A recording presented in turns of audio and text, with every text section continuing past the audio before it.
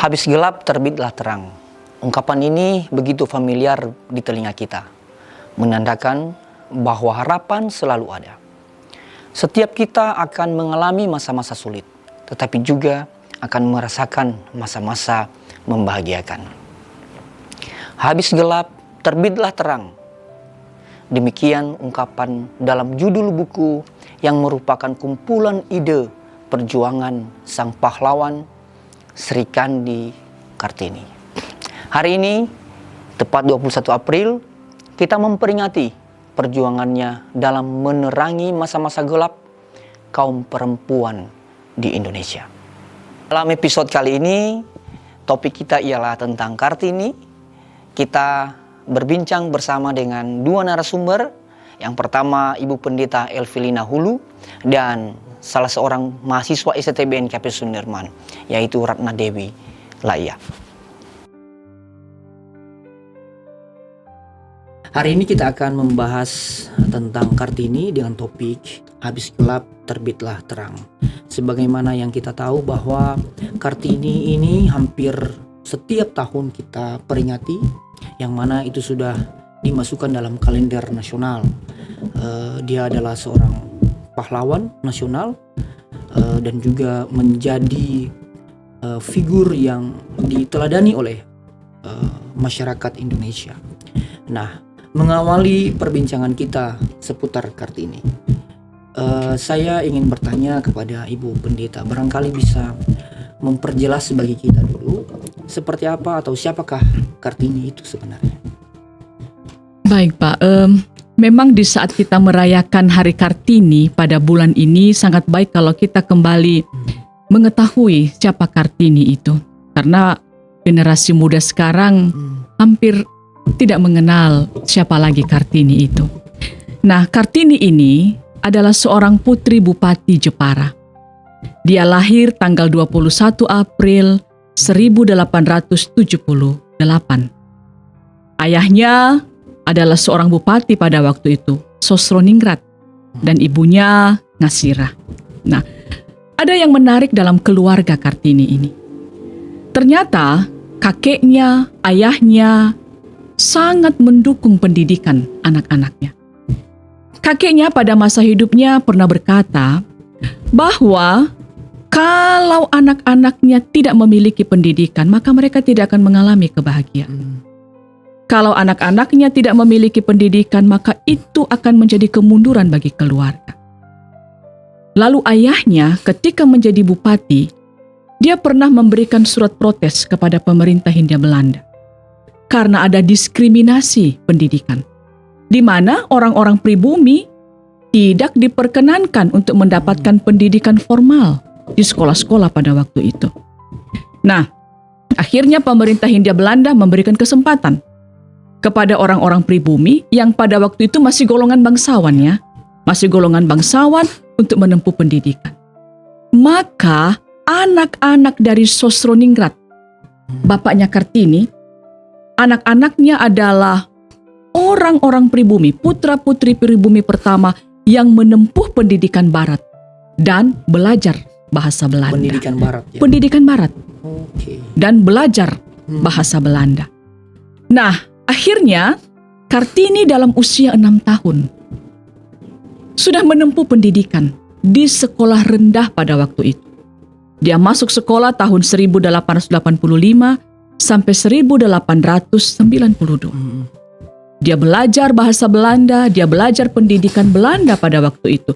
Jadi bisa dikatakan dari keluarga Sosroningrat inilah yang pertama sekali menempuh pendidikan Belanda. Kartini sangat bersukacita menikmati pendidikan pada waktu itu. Dan di sana sudah mulai terlihat bahwa Kartini ini orang yang berjiwa bebas. Bebas dalam hal ini tidak mau dikungkung oleh adat. Ya. Dalam riwayat hidupnya ketika saya baca, dia kalau pergi sekolah itu dia berlari-lari. Karena pada waktu itu anak-anak bangsawan tidak boleh berjalan cepat-cepat, tidak boleh berlari-lari. Harus sesuai dengan tata krama. Dan ketika di sekolah dia bisa tertawa lepas, memperlihatkan giginya.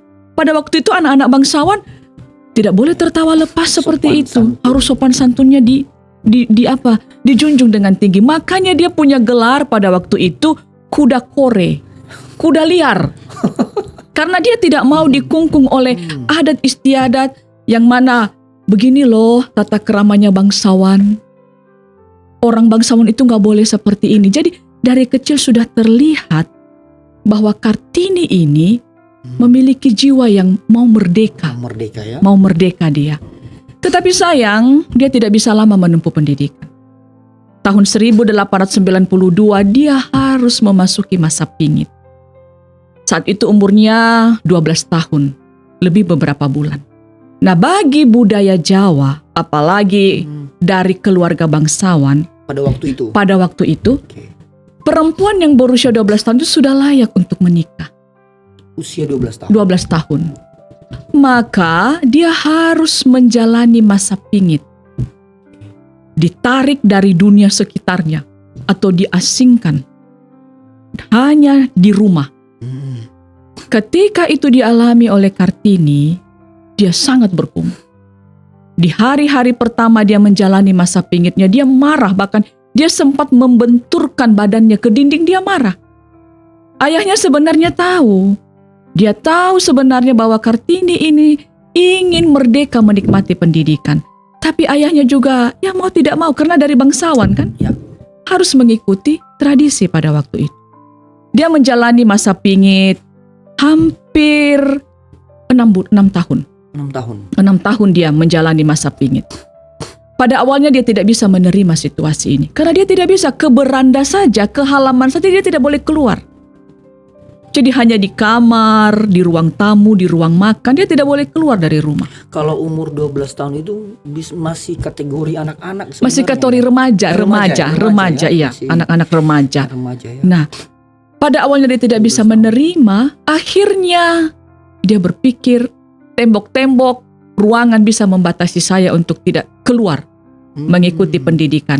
Tetapi tidak ada yang bisa membatasi saya untuk belajar. Maka dalam menjalani masa pingit itu, dia baca buku-buku abangnya. Waktu itu abangnya sedang menempuh pendidikan di Batavia. Jadi dia baca buku-buku abangnya yang tinggal di rumah. Dia baca buku-buku ayahnya, koran-koran, majalah-majalah yang terbitan pemerintah Hindia Belanda dan terbitan dari Belanda. Dan Pak Opi ini tahu semua itu dalam bahasa Belanda. Karena pada waktu itu kan sangat sedikit tulisan-tulisan dalam bahasa Jawa. Dan suatu dalam bahasa Belanda, berarti Kartini ini fasih bahasa Belanda. Dalam bahasa Belanda. Tetapi ada yang menarik lagi, pada masa dia dipingit itu, dia menghasilkan satu tulisan tentang tradisi perkawinan orang Koja. Tradisi perkawinan Koja, dia bisa menulis.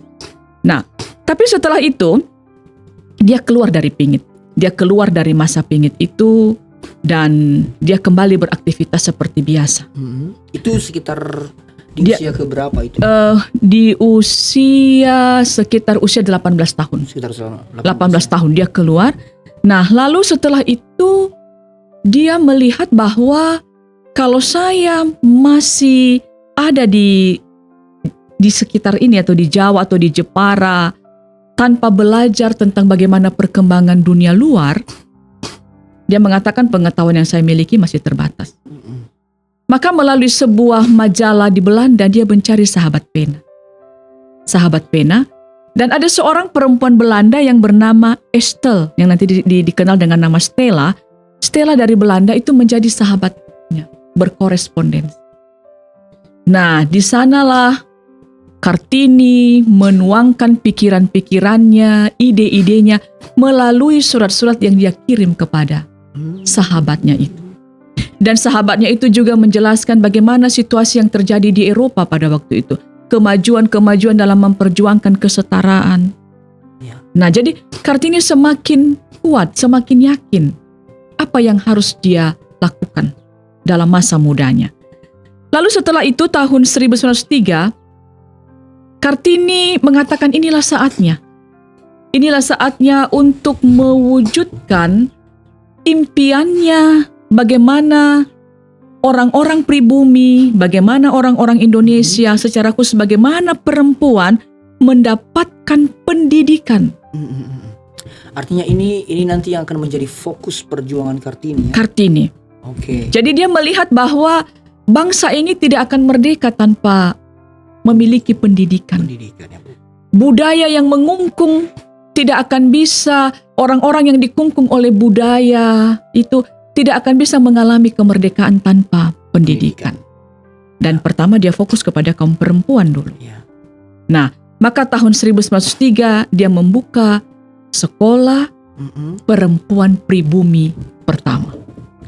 Dan yang menarik, teras rumah ayahnya. Teras rumah ayahnya dia jadikan sebagai ruang kelas. Oke. Nah, jadi dia tidak mengajar di situ. dia mengajar di situ. Ya. Dia mengajar di situ, lalu dia mengajar perempuan membaca, menulis, berhitung, dan dia juga mengajar perempuan tentang tata krama. Dia juga mengajar perempuan memasak. Jadi dia mengatakan ya, beginilah sebenarnya seorang perempuan. Dia cerdas, dia juga memiliki tata krama, dia memiliki karakter yang bagus. Tahun 1903, Kartini menikah dengan seorang bupati. Nah, dia menikah dan tahun 1904 dia melahirkan putra pertamanya. 4 hari setelah dia melahirkan, Kartini meninggal dunia. Usianya saat itu 25 tahun 4 bulan. Kartini meninggal dunia. Walaupun usianya singkat, tapi pemikiran-pemikirannya tetap hidup. Kita bisa melihat pemikiran-pemikirannya dari surat-suratnya Ya. yang dikumpulkan oleh Nyonya Abendano itu. Ya. Dan dari kumpulan surat-suratnya itulah dijadikan sebuah buku yang berjudul Habis Gelap, Terbitlah Terang. Nah, ketika saya membaca bagaimana kisah hidup Kartini, saya kagum. Luar biasa. Luar biasa perjuangan Kartini untuk memajukan kehidupan bangsanya. Bagaimana dia mulai berpikir bahwa pendidikan itu bisa mengubah kehidupan bangsanya. Pendidikan itu bisa membawa orang-orang Indonesia atau bisa dikatakan pendidikan itu akan melahirkan semangat kesadaran nasional. Makanya juga dikatakan bahwa Kartini itu adalah pelopor dari pemikiran, pelopor lahirnya semangat nasionalisme. Ya. Sebelum Budi Utomo berdiri, sebelum Dr. Sutomo dan yang lain, Kartini sudah mulai berpikir bagaimana bangsaku bisa merdeka dari penjajahan Belanda. Itu dulu yang bisa saya jelaskan tentang Kartini. Betapa pentingnya pendidikan ya. Betul. Baik Bu. Jadi intinya ada fokus perjuangan Kartini ini ya terkait dengan pendidikan dan kesetaraan ya. Betul. Tentu didukung, dilatar belakangi oleh mulai dari tadi seperti apa sesungguhnya konteks pada masa itu. Kita dalam penjajahan, juga budaya yang iya, yang membedakan laki-laki perempuan. Ya, itu. Jadi berangkat dari situ Kartini kemudian menuangkan ide gagasan melalui tulisannya ya. Iya, berangkat dari kegelisahannya ya. Kegelisahannya dengan kehidupan yang dia lihat setiap hari ya. Iya, yang dia rasakan yang sendiri. Dia rasakan sendiri. Dia rasakan sendiri, dia lihat. Dari situ dia menuangkan kegelisahannya itu melalui surat-suratnya. Tadi kita sudah dengar panjang lebar penjelasan mengenai luar biasanya Kartini ya. Nah, sebagai mahasiswa ini saya bertanya kepada Rena ya, sebagai mahasiswa yang sedang studi di STBNKP Sunderman. Apa yang kira-kira bisa menjadi yang bisa diteladani dari seorang Kartini bagi Rena sendiri? Baik Pak, dari beberapa buku yang telah saya baca, ada 3 hal yang saya teladani dari seorang Kartini ini. Yang pertama yaitu semangatnya yang luar biasa menuntut ilmu. Mengapa saya berkata demikian? Karena kita tahu bahwa walaupun Kartini hanya menempuh pendidikan formal selama 7 tahun seperti yang telah dikatakan oleh Ibu Evi, tetapi ia tetap haus akan ilmu. Ia memanfaatkan situasi tersebut dengan membaca buku, majalah, koran dari dalam maupun dari luar negeri. Hal ini menunjukkan bahwa pendidikan itu bisa dicari dengan berbagai cara. Ya. Tentunya dengan semangat yang terus membara. Yang kedua yaitu keberanian dan optimisme. Saya melihat bahwa Kartini ini dengan berani mendobrak berbagai aturan dan norma yang membatasi perempuan, dan ia juga tetap optimis bahwa perjuangannya ini akan membawa perubahan yang besar. Dan kini nyata dan terlihat dapat kita ketahui bahwa perempuan Indonesia pada saat ini dapat menikmati hak yang sama seperti laki-laki. Salah satunya yaitu pendidikan. Yang ketiga yaitu kepeduliannya terhadap sesama. Kartini ini memiliki empati yang tinggi terhadap penderitaan dan ketidakadilan yang dialami oleh sesama, terutama kaum perempuan. Dapat dilihat bahwa ia tidak hanya memperjuangkan dirinya sendiri, tetapi ia juga memperjuangkan nasib-nasib sesama, terutama kaum perempuan. Maka ini mendorongnya nanti membangun sebuah sekolah perempuan pribumi untuk mengajar perempuan dan supaya mereka bisa belajar dan mandiri. Jadi ketiga hal itu yang menjadi teladan buat Rena sendiri ya sebagai mahasiswa ya. Nah, kita dalam perbincangan ini selalu menyebutkan Kartini saja ya Bu ya, bukan Ibu. Betul. Nah, saya nanti khawatir jangan sampai penonton kita merasa menganggap loh mereka ini tidak menghargai sang pahlawan. Kenapa Betul. bukan Ibu Kartini? Betul. Nah, mungkin Ibu bisa menjelaskan kenapa pada akhirnya kita sebutkan Kartini saja. Oh iya, itu isi surat pertamanya kepada Stella, sahabat penanya di Belanda, ketika ia memperkenalkan dirinya. Ya. Dia katakan begini, panggil saja aku Kartini. Oke, bukan Bukan dengan Raden, gelar atau bukan apa ya? Raden Ajeng, karena Ya. dia punya gelar, karena kan dia dari keturunan bangsawan. Ya. Dia kalau di Jepara, di lingkungan rumah ayahnya, di daerah pemerintahan ayahnya, dia akan dipanggil Raden Ajeng Kartini. Nah, jadi selalu ada gelar itu, Raden Ajeng, ada panggilan-panggilan khusus karena bangsawan. Tapi ketika dia memperkenalkan dirinya kepada Stella, dia mengatakan, panggil saja aku Kartini. Itu mau menandakan bahwa tidak ada perbedaan. Tidak ada perbedaan status sosial itu. Artinya, sekalipun saya dari keluarga bangsawan, saya sama kok dengan rakyat biasa. Baik. Ini jadi makanya bisa kita katakan bahwa dia mendobrak feodalisme yang membeda-bedakan manusia menurut status sosial. Dari buku yang saya baca, Pak Opini, biasanya dalam keluarga itu mereka dididik bahwa yang lebih muda harus berbahasa halus kepada yang lebih tua. Ketika adik-adiknya berbicara kepada Kartini, mereka harus menggunakan bahasa Jawa yang halus, harus memanggil gelar. Tetapi ketika orang tuanya tidak ada di sekeliling mereka, Kartini akan mengatakan kepada adik-adiknya, bicara informal saja. Jangan panggil saya dengan bahasa Jawa yang halus. Panggil saja saya Kartini. Atau panggil saja saya Mbak. Artinya tidak perlu formalitas begitu. Jadi di sini kita bisa melihat bahwa Kartini tidak membedakan manusia, tidak pernah memandang manusia berdasarkan status. Dan ini juga kayaknya menggambarkan seperti apa kerendahan hati Kartini. Ya? Makanya dikatakan panggil aku, panggil saja aku Kartini. Oke. Jadi itu ya kalau misalnya penonton Tuar Sunderman bertanya kenapa dalam perbincangan ini mereka tidak menyebut ibu kepada Kartini, bukan karena kami tidak menghargai, tapi Kartini sudah mengawalinya dengan mengatakan bahwa panggil saja aku Kartini. Oke, kita teruskan kepada ini ya Rena ya. Nah, Rena kan sedang kuliah ini. Sedang kuliah, tentu fokusnya menyelesaikan studi di STBNKP Sunderman.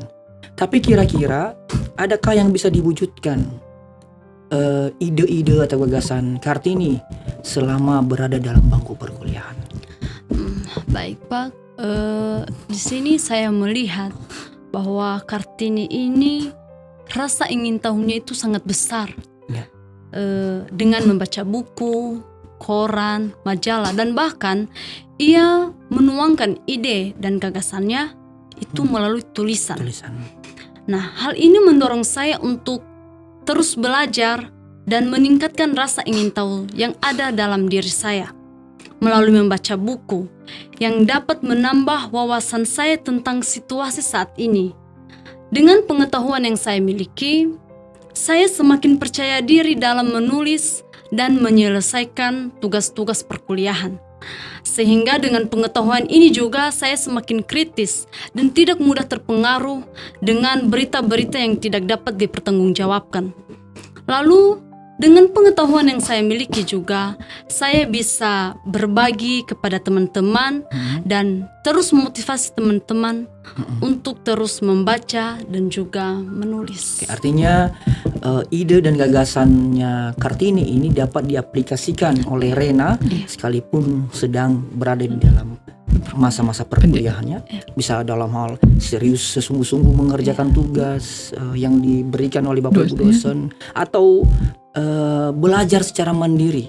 Sebagaimana kita tahu sekarang bahwa memperoleh pengetahuan itu begitu mudah saat ini dengan perkembangan teknologi informasi yang kian pesat. Nah, semangat perjuangan Kartini ini untuk emansipasi wanita tidak akan pernah dilupakan dan diwariskan sampai sekarang. Bahkan di kurikulum sekolah dasar pun ada pembahasan topik-topik tentang Kartini. Dan tanggal 21 oleh Soekarno kan sudah menetapkannya sebagai hari yang perlu diperingati oleh bangsa Indonesia sebagai hari pahlawan. Berbagai cara untuk memperingati Kartini, ya, bangsa Indonesia memperingatinya dengan berbagai cara. Salah satu diantaranya ada perlombaan busana, ya, merias wajah kayak meniru penampilan Kartini. Nah, saya mau bertanya, ini sebenarnya kita memperingati Kartini itu seperti apa seharusnya, Bu? Ya. Baik, tanggal 21 April ditetapkan oleh Soekarno sebagai Hari Kartini. Hari Kartini. Karena Soekarno kagum dengan semangat Kartini. Dan itu yang terus dilakukan oleh orang-orang Indonesia, khususnya perempuan. Tadi pertanyaan Pak Upini, bagaimana dengan perempuan dalam merayakan Hari Kartini? Ada mengadakan perlombaan busana Kartini, kebaya Kartini, riasan seperti Kartini, bahkan ada juga perlombaan masak-memasak. Nah, itu kan, saya pikir itu bagus, supaya kita tetap mengingat bagaimana ciri khas perempuan Indonesia dengan kebayanya. Nah, tapi jangan hanya berhenti sampai di situ saja perlombaan busana. Tetapi melalui perayaan Hari Kartini, kaum perempuan diingatkan kembali semangat Kartini. Bagaimana dia mendobrak feodalisme itu. Bagaimana dia mendobrak batas-batas pemisah antara laki-laki dan perempuan. Bagaimana dia memajukan pendidikan kaum perempuan. Nah, saya berharap kiranya ibu-ibu di Indonesia yang merayakan Hari Kartini juga memberi perhatian yang sangat besar bagi pendidikan anak-anak mereka. Terutama pendidikan anak-anak perempuan. Nah, bagaimana mereka memberikan kesempatan kepada anak laki-laki, anak perempuan untuk menempuh pendidikan. Bagaimana mereka memiliki kepercayaan diri yang tinggi, seperti Kartini. Bagaimana mereka juga ikut memperjuangkan, menyuarakan ketidakadilan yang ada di sekeliling mereka. Disitulah diharapkan kepada ibu-ibu yang merayakan hari Ya. Kartini. Artinya tidak salah ya, tidak salah. Tidak salah. Itu Boleh dia. saja, tapi Iya. hanya kita perlu menyadari ya, seperti apa sesungguhnya perjuangan Kartini Kartini. dan kita lanjutkan. Betul, Itu yang betul. di keluarga kita dan di lingkungan Kita. kita. Baik, kalau Rena sendiri seperti apa kira-kira Rena memperingati atau merayakan Kartini? Jadi menurut saya sebenarnya tidak masalah ya kita mengenang Kartini mungkin dalam kostum, pakai kebaya, tata rias wajah dan mungkin lain sebagainya. Karena kita tahu bahwa itu adalah bentuk perayaan yang menunjukkan penghormatan terhadap budaya dan sosok Kartini secara visual. Tetapi yang jauh lebih penting sebenarnya itu bagaimana kita menghidupkan kembali semangat perjuangan Kartini dalam kehidupan nyata, khususnya di dunia pendidikan dan sosial. Kita dapat mengenang Kartini ini dalam bentuk diskusi tentang emansipasi dan kesetaraan gender, menginisiasi gerakan sosial yang mendukung pemberdayaan perempuan, dan mendukung teman-teman yang menghadapi diskriminasi atau ketidakadilan. Sehingga mengenang Kartini ini tidak hanya menjadi seremoni tahunan saja, melainkan ini merupakan gerakan yang sadar, yang terus hidup dalam pikiran, tindakan, maupun sikap kita. Karena Kartini ini bukan hanya sebagian dari sejarah, tetapi ia adalah cahaya yang tak pernah padam, yang terus menginspirasi langkah kita menuju masa depan yang lebih adil dan setara. Oke. Baik, luar biasa ini Rena. Luar biasa Ren, ini Dia benar-benar- Kartini muda. Ya, dia benar-benar memahami Perjuangan Kartini. Ya, Ini yang kita harapkan kepada generasi muda, khususnya kaum perempuan ya. Dia tahu apa yang harus dia lakukan. baik. Kita di konteks Nias. Kira-kira bagaimana kita mengaplikasikan perjuangan Kartini ini dalam konteks kita di Nias? Di Nias. Mungkin juga bisa dalam konteks gereja kita di Nias. Nias ini memang sudah merasakan kemajuan zaman. Ya. Tapi di sisi lain masyarakat Nias masih terikat dengan budaya. Dan budaya yang sangat terasa di Nias ini dipengaruhi oleh budaya patriarkal ya. Jadi adat istiadat Nias itu sangat dipengaruhi oleh budaya patriarkal yang mengutamakan laki-laki.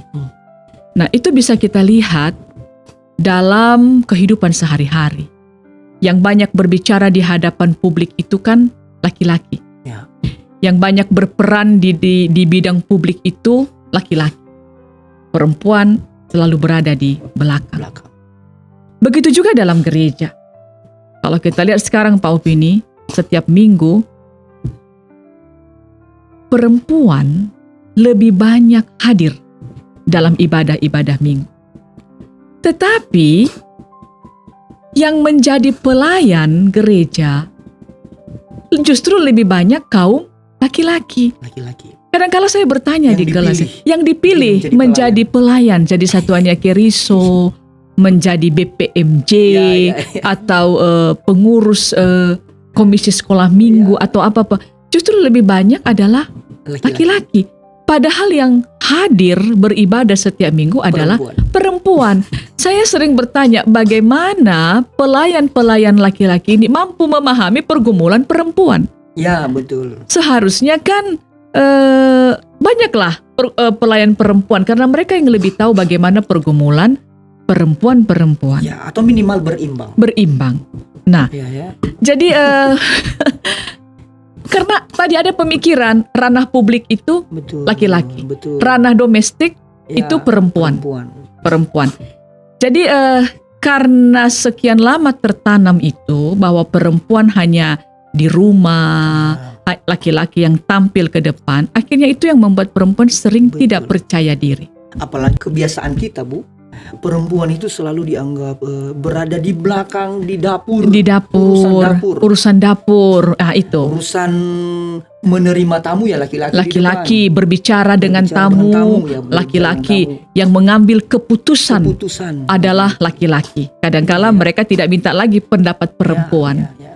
Nah, karena sudah sekian lama terbentuk seperti itu, akhirnya lambat laun perempuan sering merasa tidak percaya diri ketika dia tampil di hadapan umum. Karena kan sudah terbentuk ya, artinya yang tampil di hadapan umum itu adalah laki-laki. Betul. Yang boleh mengambil keputusan itu laki-laki. Jadi ketika perempuan diberi kesempatan untuk itu, kadang dia tidak percaya diri. Dan itu tantangan yang kedua. Masih banyak kaum perempuan yang tidak percaya diri Iya. untuk mengambil sebuah tanggung jawab yang besar.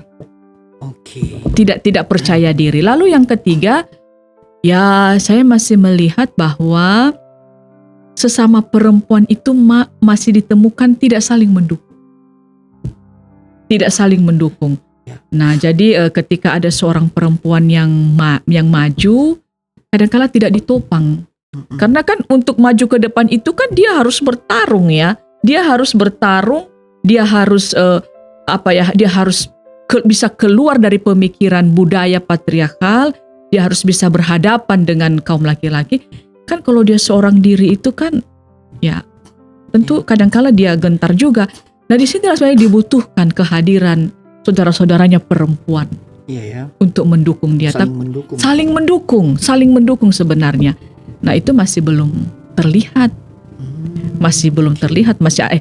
Walaupun sudah terlihat tapi belum menonjol. Masih ada yang mengatakan, itu bukan bagian kita, itu bukan urusan kita. Nah, jadi ya itu semua akarnya ya dalam budaya patriarkal tadi. Jadi itu menjadi tantangan yang begitu berat buat kita juga untuk mengaplikasikan tadi apa Iya. Pemikiran daripada Kartini. Oke. Pertanyaan terakhir untuk Rena, sekaligus pertanyaan terakhir untuk diskusi kita, perbincangan kita mengenai Kartini pada episode kali ini. Adakah seseorang yang menjadi Kartini versi Rena Ya. masa kini ya? Menurut saya figur Kartini pada masa kini masih ada. Dan saya melihat itu di diri ibu saya sendiri. Oke, jadi ibu sendiri menjadi Kartini iya. buat Rena. Oke. Sedikit bercerita, saya ini tidak mempunyai saudara laki-laki. Jadi kami itu 7 bersaudara, semuanya perempuan dan tidak ada laki-laki. Saya melihat ibu saya ini terus mengusahakan pendidikan yang baik buat anak-anaknya. Dia tidak mengatakan kepada kami bahwa kalian itu tidak usah sekolah karena kalian itu adalah perempuan, nanti tempat kalian di dapur dan lain sebagainya. Dia tidak mengatakan itu. Tetapi ia terus mendorong kami. Ia banting tulang dalam membiayai kami. Ibu saya hanya menempuh pendidikan sekolah dasar dan itu pun tidak tamat. Dan mungkin ibu saya juga tidak mengenal Kartini. Ya. Tetapi saya melihat jiwa dan semangat Kartini di dalam diri ibu saya. Jadi menurut saya figur Kartini pada masa kini saya melihatnya di dalam diri ibu saya sendiri ketika ia terus mendorong kami untuk menempuh pendidikan yang baik. Jadi ibu sendiri ya yang menjadi Kartini. Bagus sekali. Perjuangan Kartini adalah perjuangan bersama. Siapapun bisa menjadi penerang di dalam kegelapan. Siapapun bisa jadi Kartini di masa kini. Terima kasih untuk Kartini, keajaiban dan keabadian. Demikian podcast Suar Sunderman pada 21 April 2025. Kami akan datang kembali dengan topik-topik berikutnya. jangan lupa untuk terus ditonton, di-subscribe, dan diberi saran. Mungkin ada topik-topik yang ingin kita diskusikan bersama di ruangan ini, di studio ini. Terima kasih, sampai jumpa di episode berikutnya.